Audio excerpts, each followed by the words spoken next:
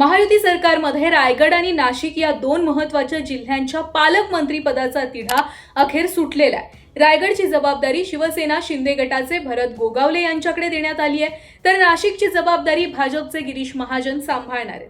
विशेष म्हणजे या दोन्ही जिल्ह्यांमध्ये राष्ट्रवादी काँग्रेस अजित पवार गटाकडून पालकमंत्री पदासाठी जोरदार दावा करण्यात आलेला होता। त्यामुळे निर्णयानंतर सर्वाधिक चर्चा राष्ट्रवादीला या दोन्ही ठिकाणी संधी का मिळाली नाही याचीच सुरू आहे। त्यामुळे रायगड आणि नाशिकच्या पालकमंत्री पदाचा गुंता नेमका काय होता, सध्याच्या घडीला काय स्थिती आहे, खरंच राष्ट्रवादीचा गेम झाला आहे का, हेच या व्हिडिओमध्ये सविस्तर पाहायचंय। नमस्कार। बघा, रायगडचा विचार केला तर इथे पालकमंत्री पदासाठी भरत गोगावले आणि राष्ट्रवादीच्या अदिती तटकरे यांच्यामध्ये स्पर्धा बराच काळ होती। भरत गोगावले हे एकनाथ शिंदे यांचे विश्वासू सहकारी मानले जातात, त्यामुळे रायगडची जबाबदारी शिवसेनेकडेच असावी असा आग्रह शिंदे गटाकडून होता। दुसरीकडे रायगडमध्ये तटकरे कुटुंबाचं मोठं राजकीय वजन आहे, त्यामुळे राष्ट्रवादीकडून सुद्धा रायगडवर दावा करण्यात आलेला होता। याच कारणामुळे दोन्ही पक्षांमध्ये पालकमंत्री पदावरून राजकीय संघर्ष पाहायला मिळत होता। मात्र त्यानंतर विधान परिषद निवडणुकीच्या निमित्तानं रायगडमधील राजकीय समीकरणं पूर्णपणे बदलली। सुनील तटकरे यांचे पुत्र अनिकेत तटकरे रायगडमधून विधान परिषद निवडणुकीच्या रणांगणामध्ये उभे होते।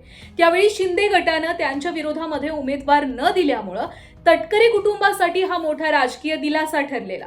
अनिकेत तटकरे यांचा विजय झाला आणि त्यानंतर रायगडच्या पालकमंत्री पदाचा मार्ग भरत गोगावलेंसाठी मोकळा झाला असं राजकीय वर्तुळात बोललं जात होतं। स्वतः गोगावले यांनी सुद्धा विधान परिषद निवडणुकीच्या काळातच पालकमंत्री पदाचा तिढा सुटल्याचं सांगितलेलं होतं आणि आता सुद्धा ते असंच बोलले। त्यामुळे रायगडमध्ये एका राजकीय निर्णयाच्या बदल्यात दुसरं समीकरण जुळल्याचं बोललं जात आहे। आता नाशिककडे पाहिलं तर इथली परिस्थिती आणखी वेगळी होती। नाशिक सारख्या महत्त्वाच्या जिल्ह्याची जबाबदारी मिळवण्यासाठी महायुतीमधील तिन्ही पक्षांमध्ये रस्सीखेच होती। नाशिकमध्ये आता आगामी कुंभमेळा येणार आहे। राष्ट्रवादीकडून छगन भुजबळ, शिवसेनेकडून दादा भुसे आणि भाजपकडून गिरीश महाजन अशी तीन प्रमुख नावं चर्चेत होती। तिन्ही नेत्यांचा नाशिकच्या राजकारणामध्ये मोठा प्रभाव आहे, त्यामुळे अंतिम निर्णय कुणाच्या बाजूने होणार याकडे संपूर्ण राजकीय वर्तुळाचे लक्ष लागलेलं। नाशिकमध्ये गेल्या काही काळात रस्ते, गुन्हेगारी, विकास कामं आणि आगामी कुंभमेळ्याच्या तयारीसारख्या मुद्द्यांवर महायुतीत नेत्यांमध्येच आरोप प्रत्यारोप पाहायला मिळालेले। सत्ता एकत्र असली तरी नाशिकच्या राजकारणात आपापला प्रभाव वाढवण्यासाठी तीनही पक्षांमध्ये स्पर्धा असल्याचं चित्र होतं। त्यामुळे पालकमंत्री पद हा केवळ प्रशासकीय विषय राहिला नव्हता, तर नाशिकच्या राजकीय वर्चस्वाचा प्रश्न बनलेला। अखेर भाजपनं गिरीश महाजन यांच्या नावावर शिक्कामोर्तब केलाय। महाजन हे भाजपचे अनुभवी नेते असून मुख्यमंत्री देवेंद्र फडणवीसांचे निकटवर्तीय मानले जातात। ते संकटमोचक म्हटले जातं त्यांना। उत्तर महाराष्ट्रामधील राजकारणाचा त्यांना दीर्घ अनुभव आहे, त्यामुळे नाशिकची जबाबदारी भाजपकडे देण्यामागे आगामी काळातील राजकीय गणितांचाही विचार करण्यात आल्याचं मानलं जातं। पण या संपूर्ण निर्णयात राष्ट्रवादी काँग्रेससाठी सर्वात मोठा धक्का म्हणजे दोन्ही जिल्ह्यांमध्ये दावा असूनही पालकमंत्री पद हातातून जाणं। रायगडमध्ये तटकरे कुटुंबाचा प्रभाव असून पण जबाबदारी शिंदे गटाकडे गेली, तर नाशिकमध्ये छगन भुजबळ यांच्यासारखा अनुभवी नेता असताना सुद्धा भाजपनं बाजी मारली। त्यामुळे महायुतीच्या सत्ता कारणामध्ये भाजप आणि शिंदे गटाला या दोन जिल्ह्यांमध्ये अधिक राजकीय स्पेस मिळाल्याचं चित्र निर्माण झालं। मात्र आता खरी परीक्षा सुरू होणार आहे।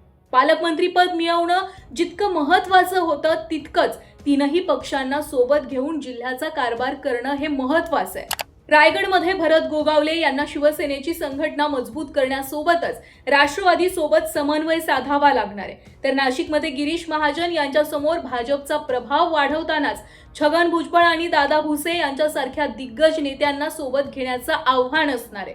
कारण महायुतीतील अंतर्गत स्पर्धा संपलेली नाहीये। आगामी स्थानिक स्वराज्य संस्थांच्या निवडणुकात जागा वाटप आणि जिल्हानिहाय राजकारणाच्या वर्चस्वाच्या लढाईत मतभेद पुन्हा दिसतील। कारण महायुतीमधील अंतर्गत स्पर्धा संपलेली नाही। आगामी स्थानिक स्वराज्य संस्थांच्या निवडणुका, जागा वाटप आणि जिल्हानिहाय राजकीय वर्चस्वाच्या लढाईत हेच मतभेद पुन्हा समोर येऊ शकतात। त्यामुळे रायगड आणि नाशिकच्या पालकमंत्री पदाचा निर्णय हा केवळ आजचा राजकीय निर्णय नसून भविष्यातील महायुतीच्या समीकरणांची दिशा ठरवणारा निर्णय ठरतो का हे पाहणं महत्त्वाचं ठरणार आहे।